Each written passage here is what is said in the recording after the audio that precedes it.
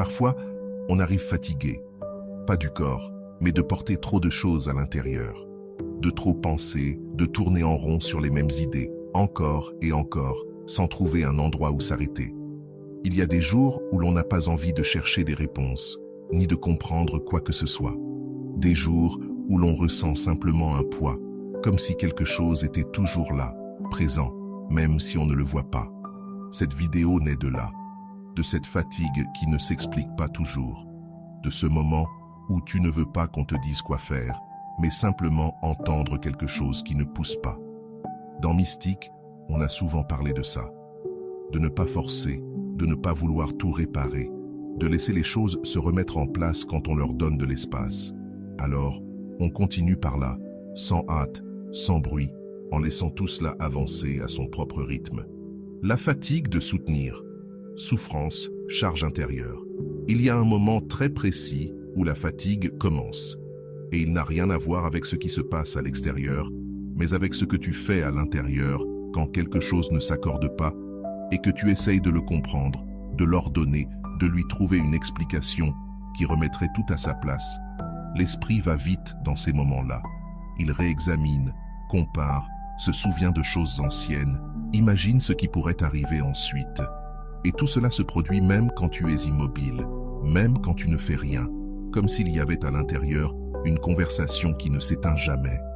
Si ce message résonne en toi, si tu sens que c'est exactement ce que tu avais besoin d'entendre aujourd'hui, abonne-toi et laisse un like. Non pas seulement pour aider cette vidéo à toucher plus de monde, mais pour t'engager envers toi-même, pour reprendre le contrôle de ta vie. Au début, cela semble utile, presque nécessaire, parce qu'on a l'impression que penser davantage va apporter le calme, comme si trouver la bonne idée allait tout arranger. Mais avec le temps, c'est l'inverse qui se produit. Plus on essaie de contrôler ce qui se passe à l'intérieur, plus la tension apparaît. Ce n'est pas que l'esprit fasse mal les choses, il fait ce qu'il sait faire. Il essaye de te protéger, d'anticiper, d'éviter que tout ne se désorganise. Mais cet effort constant a un prix, et ce prix, c'est cette fatigue qui ne disparaît pas, même en dormant. Tu l'as peut-être déjà remarqué, il n'y a pas de problème clair, pas d'urgence réelle, et pourtant tu ne te reposes pas. Comme si tu portais quelque chose qui ne pèse pas parce que c'est, mais par le temps pendant lequel tu l'as soutenu. C'est là qu'apparaît souvent une question très courante. Qu'est-ce qui m'arrive? Pourquoi suis-je comme ça? Que devrais-je faire pour ne plus ressentir cela? Et sans t'en rendre compte, tu recommences à pousser, tu recommences à penser, tu recommences à chercher une sortie avec la tête. Ce qui est curieux, c'est que presque personne ne se demande si cette tentative constante de comprendre ne fait pas partie du problème. Tout ce qui se passe à l'intérieur n'a pas besoin d'une explication, et tout ne se répare pas en étant compris. Il y a des choses qui s'apaisent quand tu arrêtes d'y toucher, non pas parce qu'elles disparaissent, mais parce qu'elles ne sont plus poussées en permanence. C'est comme quand tu serres quelque chose dans ta main sans t'en rendre compte. En relâchant un peu, il ne se passe rien de spectaculaire, mais le corps le ressent immédiatement. Ici, c'est pareil. Il ne s'agit pas d'arrêter de penser, ni de vider la tête, ni de faire quoi que ce soit d'étrange. Il s'agit simplement de remarquer que cet effort constant pour contrôler fatigue plus qu'il n'aide. Et quand tu vois cela, ne serait-ce qu'un instant, quelque chose se relâche. Pas parce que tu as compris quelque chose de nouveau, mais parce que tu as cessé de serrer. Ce geste simple est déjà un changement. Et à partir de là, sans rien forcer, on peut continuer un peu plus loin. Le poids invisible, attachement, cause du malaise. Il existe un type de poids qui ne se ressent ni sur les épaules ni dans le dos, mais qui accompagne presque toute la journée, même quand il semble que rien ne se passe, même quand extérieurement tout paraît plus ou moins en ordre. C'est un poids silencieux, fait de petites choses qui s'accumulent, sans demander la permission. Des responsabilités acceptées sans mesurer ce qu'elles coûtent. Des préoccupations qui restent en arrière-plan, même quand personne ne les a appelées. Souvent, tu ne sais pas quand cela a commencé. Tu sais seulement que c'est là. Comme si tu portais quelque chose depuis longtemps et que tu avais oublié ce que c'était que de marcher sans ça. Cela m'est arrivé plus de fois que je ne voudrais l'admettre. Me lever fatigué sans avoir fait quoi que ce soit de particulier la veille. m'asseoir un moment en pensant me reposer et sentir que, à l'intérieur, je continue à soutenir quelque chose. L'autre jour, par exemple, j'étais chez moi, en silence, sans aucun problème devant moi. Et pourtant, je ressentais cette tension familière, cette sensation d'être attentif à tout, de ne jamais vraiment lâcher. Et j'ai réalisé que je portais depuis des heures des choses qui n'étaient même pas en train de se produire. Ce n'était pas de la fatigue physique, c'était autre chose, être disponible intérieurement en permanence, vigilant, comme s'il n'y avait jamais la permission de baisser la garde. Souvent, ce poids n'a pas seulement à voir avec toi, il a à voir avec le fait d'être là pour les autres, de ne pas décevoir, de ne pas échouer, de soutenir des situations qui n'ont pas toujours été choisies, mais qui ont été assumées un jour, parce que cela semblait juste, parce que quelqu'un devait le faire, parce que cela a toujours été ainsi. Et parfois, le poids vient de soi-même, du regard dur que l'on porte sur soi, de l'exigence excessive, de l'incapacité à s'autoriser à s'arrêter parce qu'on a l'impression que ce n'est jamais suffisant, qu'il reste encore quelque chose à prouver, à réparer, avant de pouvoir se reposer vraiment. Le plus étonnant, c'est que ces charges ne sont presque jamais prises consciemment. Il n'y a pas un moment où l'on se dit « Maintenant je commence à porter ça ». Un jour, c'est simplement là. Et comme ce n'est pas grave, comme cela ne fait pas trop mal au début, on continue à avancer avec. Le temps passe, et un jour, on se rend compte que le poids n'est plus léger. Le problème n'est pas de porter. Nous portons tous des choses. Le problème, c'est de ne jamais lâcher. Parce que le corps et l'esprit peuvent soutenir beaucoup pendant un certain temps. Mais quand ce poids devient constant, il se manifeste autrement. Dans une fatigue qui ne disparaît pas, dans le manque d'envie, dans une irritation sans raison claire, dans cette sensation d'être toujours un peu à la limite. Je me suis rendu compte que je portais depuis si longtemps que je ne savais plus ce qui était vraiment à moi et ce que j'avais assumé par inertie. Et cela ne se remarque pas d'un coup.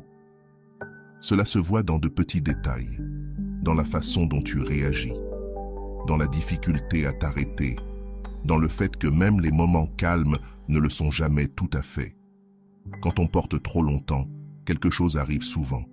On commence à croire que lâcher, c'est échouer, que poser quelque chose par terre, c'est abandonner, que s'arrêter, c'est renoncer. Alors on continue, même épuisé. Mais lâcher n'est pas toujours abandonner. Parfois, lâcher, c'est simplement arrêter de serrer. C'est comme quand tu tiens quelque chose dans ta main sans t'en rendre compte. En relâchant un peu les doigts, rien de grave ne se produit. L'objet est toujours là, mais le corps se repose. Ici, c'est pareil. Il ne s'agit pas de tout arrêter, ni de se désengager, ni de changer de vie d'un coup. Il s'agit de regarder ce que tu portes et de te demander, au moins une fois, si tout cela a vraiment besoin d'être soutenu maintenant. Certaines charges restent par habitude, pas par nécessité. Certains poids, personne ne t'a demandé de les porter, mais tu les as pris parce que tu ne savais pas faire autrement. Et quand tu commences à voir cela, sans culpabilité ni reproche, avec un peu d'honnêteté, quelque chose commence à bouger. Ce n'est pas un grand changement. Il n'y a pas de soulagement immédiat, mais le poids n'appuie plus de la même manière. J'ai remarqué que lorsque je cessais de soutenir une seule chose, une seule, le reste se réorganisait presque tout seul, comme si le corps savait comment retrouver l'équilibre quand on ne lui demande pas autant. Je ne parle pas de grandes décisions, mais de gestes simples. Ne pas répondre à tout, ne pas porter ce qui ne t'appartient pas, t'autoriser à être un moment sans rien soutenir. Quand cela arrive, même brièvement, une différence se fait sentir. Non pas parce que le poids disparaît, mais parce que tu ne le portes plus seul. Et là, quelque chose d'important commence. Pas une solution, pas une réponse, mais un espace. Un espace où le corps se souvient de ce que c'est que d'être sans autant de charge, où l'esprit ralentit un peu, où il n'est plus nécessaire d'être attentif à tout. Cet espace ne se force pas. Il apparaît quand tu cesses de soutenir par inertie. Et à partir de là, sans hâte, sans pousser, on peut continuer. S'attacher fatigue aussi, impermanence, illusion de sécurité. Il arrive un moment où quelque chose devient plus clair. Ce n'est ni une réponse, ni une solution. C'est la sensation que cela s'est déjà produit auparavant. Que ce n'est pas la première fois que tu te retrouves dans un endroit semblable, même si les circonstances sont différentes. Les noms changent, les personnes changent, les situations changent. Mais à l'intérieur, quelque chose se répète. Une manière de réagir, une façon de porter, une sensation qui revient sous un autre déguisement. Au début, cela dérange. Une question inconfortable apparaît. Comment est-il possible que je sois encore ici? Comment, après tout, puis-je ressentir la même chose? Comme si rien n'avait changé. Mais la répétition ne parle pas toujours d'erreur. Souvent, elle parle de quelque chose qui n'a pas encore été pleinement vu. Non pas par manque d'effort, mais parce qu'il n'y avait pas d'espace pour le voir. Quand tout est précipitation, quand on porte trop, quand tout consiste à répondre, soutenir et continuer, il n'y a pas de place pour observer, seulement pour répéter. Et ainsi, le cycle continue. Pas de manière violente, pas comme une punition, mais de façon silencieuse, presque automatique. La répétition fonctionne ainsi.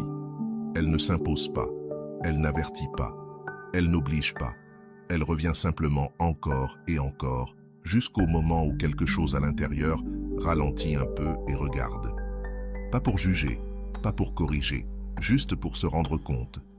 Se rendre compte n'est pas une grande idée ni une compréhension profonde. C'est quelque chose de plus simple. C'est remarquer que l'on réagit de la même façon, que l'on porte les mêmes choses, que l'on emprunte encore le même chemin. Cet instant est petit, mais il est essentiel, parce que jusqu'à ce moment-là, la répétition gouverne sans être vue. Après cet instant, elle ne devient plus invisible. La boucle ne disparaît pas, mais elle perd de sa force, non parce qu'elle se brise, mais parce qu'elle cesse d'entraîner avec la même vitesse. La répétition n'est pas quelque chose que l'on choisit consciemment. La plupart du temps, elle se maintient parce qu'elle est connue, parce qu'elle est familière, même quand elle fait mal, même quand elle fatigue. Le familier donne une sensation de contrôle, même si ce contrôle est fragile. Sortir de ce qui est connu génère de l'incertitude, et l'incertitude fait plus peur que la fatigue elle-même. C'est pour cela que la boucle se maintient, non par malchance, non par punition, mais parce que quelque chose à l'intérieur préfère le prévisible à l'inconnu. Voir cela sans dureté est essentiel, non pour changer immédiatement, non pour forcer quoi que ce soit, mais pour cesser de lutter contre l'idée que quelque chose ne va pas. La répétition ne définit personne, elle signale seulement un endroit où quelque chose continue d'être soutenu de la même manière. Et quand on le voit, même légèrement, une nouvelle marge apparaît. Une marge où il n'est pas nécessaire de courir, une marge où l'on n'a plus besoin de réagir de la même façon. Ce n'est pas encore la liberté, ce n'est pas une fermeture, mais c'est de l'espace. Et avec de l'espace, le poids ne commande plus de la même manière. À partir de là, on peut continuer sans hâte, sans pousser, en laissant la boucle visible, sans chercher à la briser, simplement en marchant avec plus de présence à l'intérieur d'elle. Après avoir reconnu la répétition, quelque chose apparaît, quelque chose que l'on ne cherche pas toujours, mais qui se présente malgré tout. L'idée de lâcher prise, non comme quelque chose de beau ou de facile, mais comme quelque chose qui dérange, parce que pendant longtemps lâcher a été confondu avec perdre, avec abandonner, avec laisser tomber quelque chose que l'on croyait nécessaire de tenir pour que tout reste debout. C'est pour cela qu'il est si difficile de desserrer l'étreinte, parce que l'on a appris que tenir bon est une force, que soutenir est une responsabilité, que ne pas lâcher est une manière de protéger, de prendre soin, de maintenir l'ordre. Et ainsi, on continue d'utiliser la même tension, même lorsqu'elle n'est plus nécessaire, même lorsque le corps commence à signaler que cet effort constant a un coût. Lâcher prise n'arrive généralement pas comme une décision claire, ni comme un geste ferme. Il apparaît plutôt comme une gêne douce, mais persistante, comme une question qui ne s'en va pas. Combien de tout cela est encore nécessaire aujourd'hui? Combien de ce que je soutiens a encore du sens à ce moment précis? Combien d'efforts suis-je en train de fournir uniquement par peur que quelque chose se dérègle si je relâche un peu? Le problème, c'est que lorsqu'on serre trop longtemps, tout semble également important, également urgent, également indispensable, et l'on ne distingue plus ce qui est soutenu par soin de ce qui est soutenu par peur, ce qui vient d'un choix réel de ce qui provient simplement de l'habitude de ne jamais lâcher. Le corps, lui, fait cette distinction, même lorsque l'esprit ne l'a pas encore comprise. Le corps sait quand il n'y a pas de pause, quand il n'y a pas de repos entre une chose et l'autre, quand on vit avec la sensation que tout dépend de soi et qu'il n'existe aucun endroit où s'appuyer. C'est là que lâcher prise commence à changer de sens. Non comme tout laisser tomber, non comme abandonner ce qui compte, mais comme relâcher un peu la pression, comme ouvrir la main au lieu de la fermer avec force, en sachant qu'en l'ouvrant, ce qui était là ne disparaît pas. Cela cesse simplement d'être prisonnier. Il ne s'agit pas de rompre des liens, ni d'abandonner des responsabilités, ni de changer de vie brutalement. Il s'agit d'observer combien de force est utilisée pour soutenir des choses qui n'ont plus besoin d'autant de tension. Des charges qui persistent par inertie, parce qu'à un autre moment elles étaient nécessaires, parce qu'avant elles avaient du sens, mais qui aujourd'hui pourraient être soutenues autrement ou même se reposer ailleurs. Lâcher prise se voit rarement de l'extérieur. Cela se produit à l'intérieur, dans de petits gestes discrets, comme cesser de répondre de la même manière, comme ne plus répéter une idée encore et encore, comme permettre que quelque chose reste ouvert pendant un moment sans chercher à le fermer immédiatement. Cela dérange, parce que l'on a appris à vivre en résolvant, en contrôlant, en fermant. Laisser quelque chose ouvert génère de l'inquiétude, mais cette inquiétude n'indique pas toujours un danger. Très souvent, c'est simplement le corps qui s'habitue à ne plus serrer autant, qui apprend que tout ne s'effondre pas lorsque l'on baisse la pression. Il existe une croyance profondément ancrée, selon laquelle si l'on lâche, tout s'écroule. Mais ce qui se produit le plus souvent est autre chose. Quand on relâche un peu, ce qui est essentiel se réorganise seul, et ce qui avait moins de poids commence à tomber sans qu'il soit nécessaire de le pousser, sans tout décider, parce que la vie trouve son équilibre lorsqu'on ne l'oblige pas à rester rigide. Lâcher prise implique aussi d'accepter que tout ne dépend pas de soi, que tout n'est pas sous contrôle, que tout n'a pas besoin de passer par tes mains pour continuer d'exister.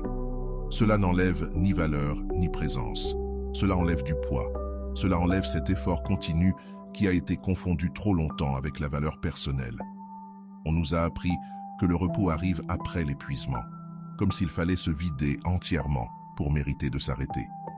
Mais le repos ne se gagne pas, il se permet. Et se le permettre est difficile, parce que cela oblige à lâcher l'idée qu'il faut toujours soutenir quelque chose pour être nécessaire, pour être à la hauteur, pour ne pas échouer. Lâcher prise ne signifie pas cesser d'être présent. C'est changer la manière d'être, passer de serrer à accompagner, de contrôler, à faire un peu plus confiance, non à quelque chose d'abstrait ou de lointain, mais à l'essentiel. La vie continue de bouger même lorsqu'on ne la pousse pas en permanence. Lorsque l'on commence à lâcher ainsi, rien de spectaculaire ne se produit. Il n'y a pas de rupture nette, pas de grand avant et après. Il y a de petits changements, presque imperceptibles au début.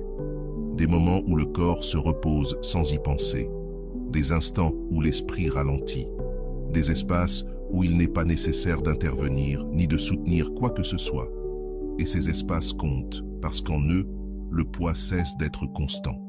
Il ne disparaît pas, mais il ne sert plus de la même façon.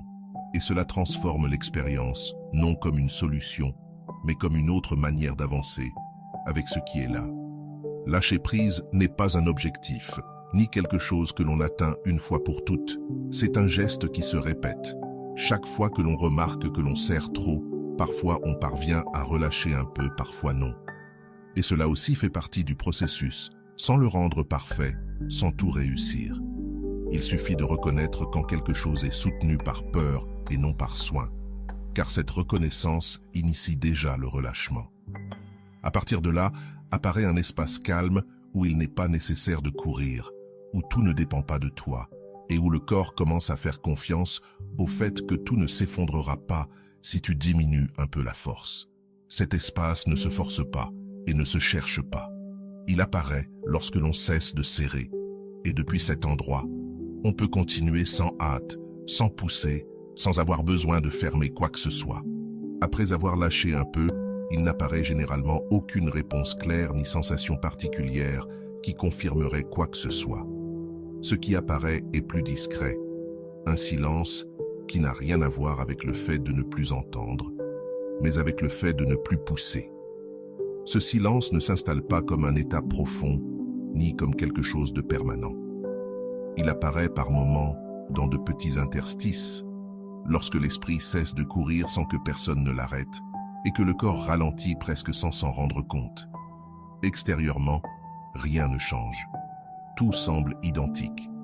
Mais intérieurement, il y a moins de précipitation. Ce n'est pas un silence parfait, ni propre, ni vide. Les pensées continuent de passer, les sensations continuent de se mouvoir. La différence est qu'il n'y a plus autant de besoin d'agir sur tout cela. On croit souvent que le silence consiste à faire le vide, mais ce n'est pas cela. C'est cesser d'ajouter du bruit à ce qui est déjà en train de se produire. C'est ne pas corriger, ne pas interpréter, ne pas chercher une sortie pendant que quelque chose est ressenti. Ce silence peut déranger au début. Quand le bruit intérieur disparaît, des choses jusque-là couvertes apparaissent. Fatigue, tristesse douce, agitation. Et alors, surgit l'impulsion de recommencer à penser, de se distraire, de remplir à nouveau. Mais le silence ne demande pas à être rempli. Il demande à être laissé tranquille. Dans cet espace, il n'y a pas de message caché ni de vérité à découvrir. Il n'y a rien à comprendre, rien à conclure. La vie continue simplement à se dérouler sans que l'esprit ait besoin de la diriger en permanence. Lorsque le silence apparaît, même brièvement, le corps le ressent avant la tête. La respiration s'apaise légèrement, les épaules se relâchent, la tension perd de sa force, non parce que quelque chose a été résolu, mais parce que l'on ne pousse plus. Le silence ne règle pas les problèmes, n'enlève pas le poids, n'élimine pas la répétition, mais il transforme la relation à tout cela. Depuis le silence, les choses ne sont plus vécues avec autant d'urgence. Non parce qu'elles sont moins importantes, mais parce qu'elles cessent d'exiger une réponse immédiate. Il y a une marge, un espace entre une sensation et la suivante. Il existe une idée très répandue selon laquelle s'arrêter fait perdre du temps, ne pas penser mène à l'immobilité, ne pas tout revoir laisse quelque chose s'échapper. Le silence montre autre chose. Cela montre que, bien souvent, ce qui épuise le plus n'est pas ce qui se passe, mais tout ce qui s'ajoute à l'intérieur. Quand on n'ajoute rien, même pendant un court instant, quelque chose s'ordonne de lui-même. Non pas par effort, mais par absence d'interférence. Le silence n'est pas une technique. Ce n'est pas une pratique qu'il faudrait réussir. Ce n'est pas quelque chose que l'on obtient. Il apparaît quand on cesse d'exiger, et c'est pour cela qu'on ne peut pas le forcer. Plus on essaye de l'atteindre, plus il s'éloigne. Moins on pousse, plus il se montre. Parfois, il dure quelques secondes, parfois une minute, parfois juste une respiration un peu plus lente. Et cela suffit. Non pas parce que quelque chose d'important change, mais parce que cela montre que tout ne dépend pas de la pensée, qu'il existe une autre manière d'être qui ne passe ni par le contrôle, ni par la compréhension. Dans le silence, les pensées sont toujours là, mais on ne les poursuit plus.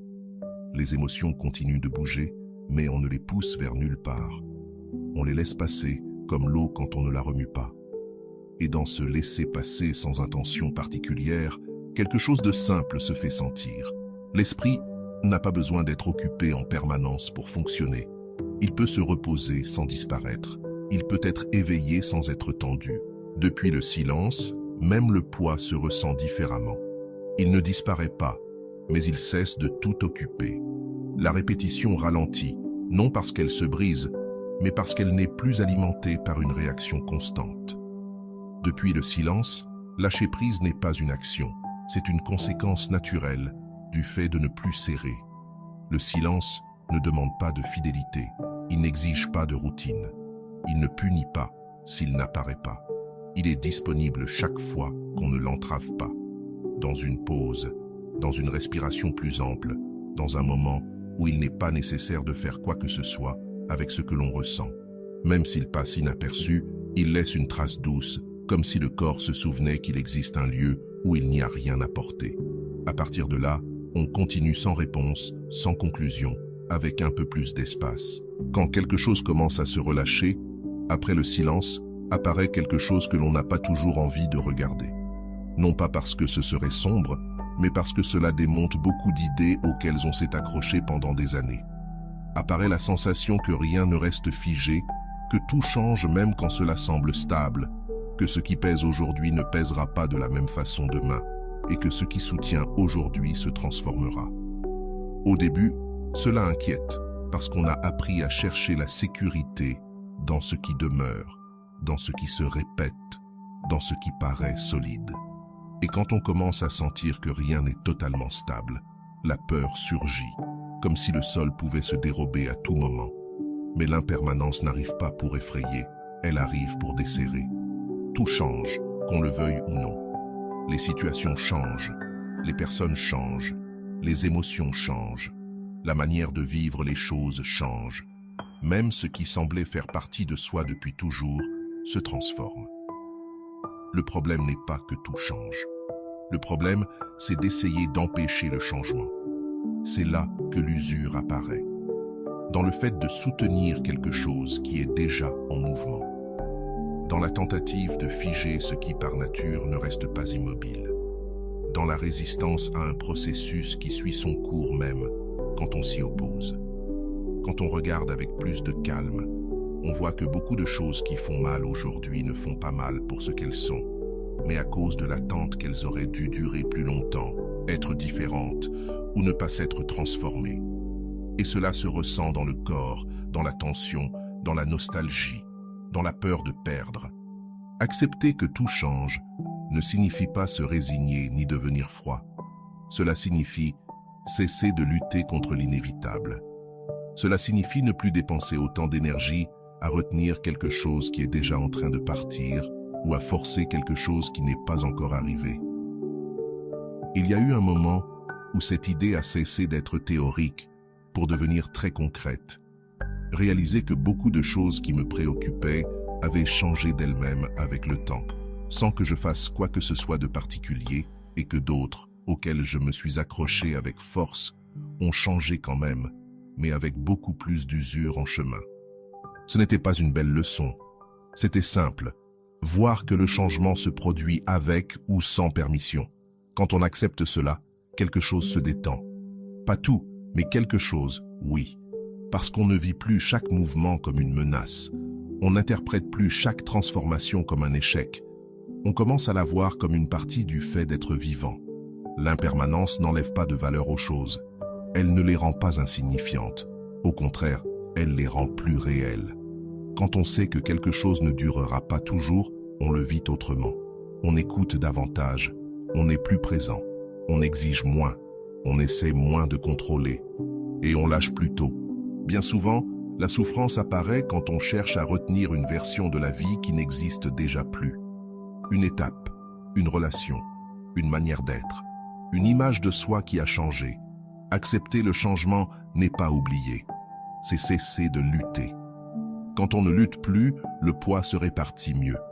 Le corps accompagne au lieu de résister. L'esprit cesse d'être en avance ou en retard et reste un peu plus là où sont les pieds. L'impermanence atteint aussi ce qui fait mal. Rien ne dure éternellement, pas même l'inconfort. Les émotions bougent, les états passent, les étapes se ferment. Même ce qui semble éternel finit par se transformer. Cela ne console pas toujours au début, mais avec le temps, cela libère, parce que chaque difficulté cesse d'être vécue comme définitive. On arrête de coller une étiquette fixe à ce qui n'est qu'un moment. Rien de ce que tu ressens maintenant ne te définit pour toujours. Rien de ce que tu vis n'est la fin. Et même le bon ne reste pas immobile. Il ne s'agit donc pas de s'accrocher aux moments agréables, ni de fuir les moments difficiles, mais de les vivre en sachant que les deux passent, que les deux remplissent leur fonction, et qu'aucun n'a besoin d'être retenu. L'impermanence ne te demande pas d'anticiper le changement. Elle te demande de ne pas t'y opposer quand il arrive. Quand cela est compris, non pas avec la tête, mais par l'expérience, apparaît une manière plus douce d'être dans la vie. Moins rigide, moins exigeante, plus ouverte. Non pas parce que tout devient facile, mais parce qu'on ne lutte plus contre le mouvement naturel des choses. Et depuis cet endroit, curieusement, apparaît quelque chose qui ressemble au calme, pas comme un état stable, mais comme une confiance de base. La confiance que, quoi qu'il arrive, cela passera aussi. Après avoir traversé le poids, la répétition, le lâcher-prise, le silence et le changement constant, quelque chose se produit sans être cherché ni décidé. Une manière différente de regarder apparaît. Pas d'abord vers l'extérieur, mais vers l'intérieur, et depuis là, vers les autres. Ce n'est pas une compassion idéalisée ou élevée. Ce n'est pas se sentir supérieur. C'est quelque chose de plus simple. C'est réaliser que la fatigue que l'on ressent n'est pas si différente de celle des autres. Que les doutes qui surgissent ne sont pas uniques. Que beaucoup des luttes vécues en silence se déroulent aussi chez d'autres, même si on ne les voit pas. La compassion ne naît pas du désir d'être bon. Elle naît de la compréhension de l'effort que demande le simple fait d'être en vie. Quand on observe avec plus de calme, on voit que la plupart des gens n'agissent pas par méchanceté, mais à partir de la charge qu'ils portent, de la peur, de la confusion, de la nécessité de protéger quelque chose qu'ils sentent fragile. Cela ne justifie pas le tort causé, mais cela change le regard. On cesse de tout voir comme une attaque personnelle, et on commence à y voir le reflet de ce que chacun porte à l'intérieur. La compassion commence là, quand on cesse de tout prendre comme dirigé contre soi, quand on comprend que beaucoup de réactions n'ont rien à voir avec toi, mais avec l'histoire de celui qui les produit, et cela soulage. Non pas parce que le comportement change, mais parce que le poids de le porter ne pèse plus de la même manière. La compassion se tourne aussi vers soi-même, même si c'est souvent plus difficile à reconnaître. Parce que bien souvent, on est dur avec soi, on exige trop, on juge chaque erreur, on repasse sans cesse les décisions prises, comme s'il fallait se punir de ne pas avoir su faire mieux. Mais quand on regarde avec honnêteté, on voit que presque toujours, on a fait ce qu'on a pu avec ce qu'on avait à ce moment-là, avec la clarté disponible et les outils dont on disposait. La compassion n'efface pas les erreurs, mais elle enlève la punition ajoutée, et cela change profondément la manière de vivre. Je l'ai remarqué moi-même. Quand je cessais de me battre autant à l'intérieur, je cessais aussi de réagir avec autant de dureté à l'extérieur. Comme si, en baissant l'exigence interne, un nouvel espace apparaissait pour écouter, pour ne pas répondre au premier élan, pour ne plus me défendre en permanence. Ce n'était pas une intention, c'était une conséquence. La compassion ne se pratique pas comme une technique, elle ne s'impose pas. Elle surgit quand on comprend que chacun, d'une manière ou d'une autre, est en train de faire face à quelque chose. Quand on voit cela, il n'est plus nécessaire de se forcer à être compréhensif. La compréhension apparaît d'elle-même, non comme une idée, mais comme une manière d'être.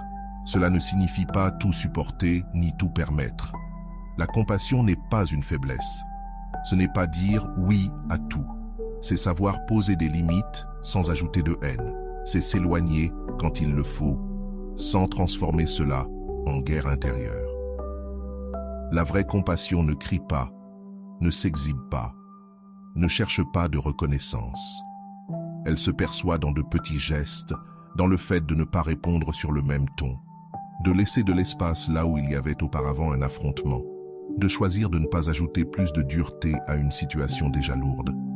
Elle se remarque aussi dans la façon de se parler à soi-même, dans le fait de cesser de se traiter comme un problème à résoudre, de commencer à se voir comme quelqu'un qui traverse des étapes, apprend, se trompe et continue. Quand cette manière de regarder apparaît, quelque chose se relâche. Les relations changent de rythme. Les conflits ne disparaissent pas, mais ils ne sont plus vécus comme des menaces constantes. Il y a moins de besoin de gagner, d'avoir raison, de prouver. La compassion ne répare pas le monde, mais elle le rend plus habitable. Et ce qui est le plus curieux, c'est qu'elle n'arrive pas au début du chemin. Elle arrive après. Après s'être fatigué, après avoir lâché un peu, après avoir vu que tout change et que tout ne dépend pas de soi. À partir de là, la compassion n'est plus un idéal, c'est une réponse naturelle. Quand on vit ainsi, sans forcer, sans drapeau, sans discours, apparaît une sensation nouvelle, une sorte de repos partagé, comme s'il n'était plus nécessaire d'être sur la défensive en permanence, ni avec les autres, ni avec soi-même. À partir de là, on peut continuer, non avec de grandes promesses, ni des solutions, mais avec une manière plus humaine d'être. Rien ne s'est résolu. Après tout ce qui a été dit, il n'y a rien à comprendre, ni rien à mettre à sa place. Il n'y a pas d'idée finale qui ordonne tout, ni de phrase qui explique mieux. Il ne reste que ce qui est en train de se passer maintenant, ce moment tel qu'il est, sans rien y ajouter. Parfois, on croit qu'après un tel parcours devrait apparaître une réponse claire, une sensation différente, un point d'arrivée. Mais ce n'est pas toujours le cas. Et ce n'est pas un problème, car la vie ne fonctionne ni comme une ligne droite, ni comme un chemin à terminer. Elle fonctionne plutôt comme un va-et-vient, comme un mouvement qui se reconnaît tout en continuant d'avancer. Peut-être qu'en ce moment même, tu ne ressens rien de spécial. Peut-être qu'il y a du calme, ou de la fatigue, ou simplement une présence douce. Peut-être que l'esprit continue de penser, ou peut-être est-il plus tranquille. Tout cela est juste. Il n'y a pas de manière correcte de rester après avoir écouté quelque chose comme cela. L'important n'est pas ce qui a été compris, mais ce qui est resté sans être forcé. Parfois, quelque chose se met en place sans bruit, comme lorsque le corps trouve une position plus confortable sans que tu aies besoin d'y penser. Tu ne sais pas exactement quand cela s'est produit, tu remarques seulement que ça ne sert plus autant. Il se peut que certaines idées reviennent plus tard, un autre jour, à un autre moment. Il se peut que tu ne te souviennes de rien de précis et qu'il ne te reste qu'une sensation vague, difficile à expliquer. Cela fait aussi partie du processus. Tout ce qui compte ne peut pas être désigné par des mots. Très souvent, le changement n'arrive pas quand on l'appelle. Il arrive quand on cesse d'attendre. Il n'apparaît pas comme quelque chose de nouveau, mais comme quelque chose qui était déjà là et qui se voit maintenant autrement, plus proche, moins exigeant. Peut-être que dans les prochains jours, tu ressentiras à nouveau du poids, de la répétition, du bruit, de la précipitation. Cela ne signifie pas que rien n'a servi. Cela signifie que tu es vivant, que tu fais toujours partie du mouvement normal des choses. Le chemin ne se perd pas parce que la fatigue revient. Il ne s'agit ni de maintenir cet état, ni d'essayer de le conserver. Ce serait aussi une manière de serrer. Il s'agit de se rappeler qu'il existe une autre façon d'être, même si elle n'est pas toujours disponible, même si elle n'apparaît que par moments.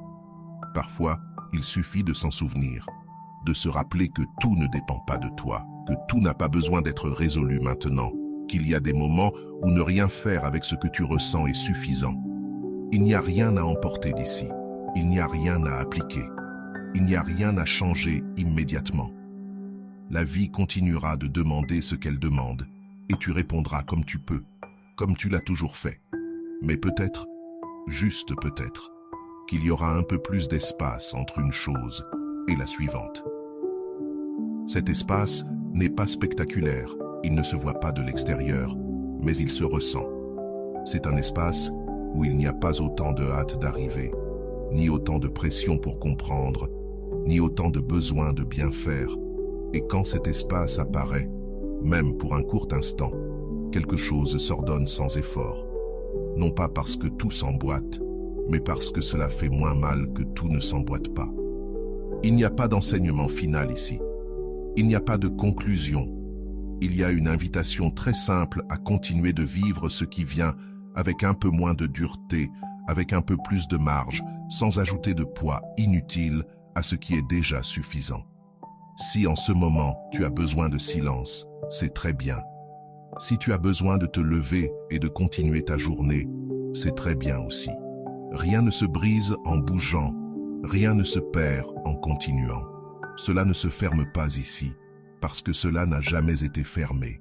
On accompagne simplement un bout du chemin, puis chacun continue le sien à son rythme, avec ce qu'il a, avec ce qu'il peut. Et cela suffit. Rien ne s'est résolu, mais quelque chose a cessé de serrer. Si tu es arrivé jusqu'ici, permets-moi de te remercier profondément pour ton temps et ton attention consacrés à cette vidéo. Avant de partir, abonne-toi à la chaîne si ce n'est pas encore fait. Je te laisse ici 2 vidéos qui pourraient t'intéresser. Prends soin de toi et à bientôt.